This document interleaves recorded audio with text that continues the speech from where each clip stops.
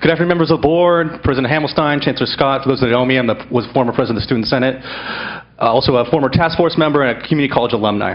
I don't think that you'll find a single person in this room that's in opposition to student success or believe that community colleges should be fulfilling the dream of the 1960 higher education master plan of open, equitable access for every Californian that would like to attend.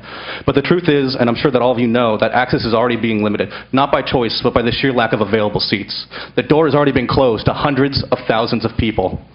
For the majority of my tenure in student government, the community college system has been in crisis mode. At a time when more students ever were trying to get in the system and we should have been expanding, we were faced with budget cuts and the ability to grant access to everyone. Those in opposition to the recommendations have this opinion not because they do not believe in student success, but because they believe in the dream of the 1960 higher education master plan. And I don't think that's something I can fault them for. What the task force recommendations remind me of is medical triage when limited medical resources are used on the people that have the best chances of survival.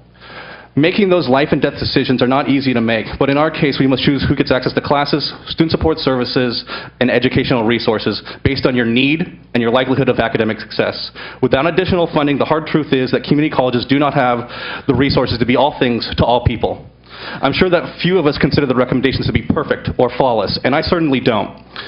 But in such dire circumstances, it would be irresponsible for us to do nothing and maintain the status quo.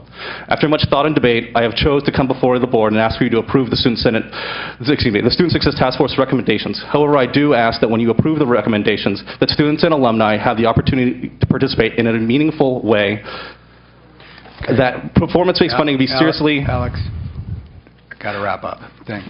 The fate of California lies in the ability of its students to finish their education. And I'm here today as a product of the community college system to say that I'm ready to fight for students to cross the finish line.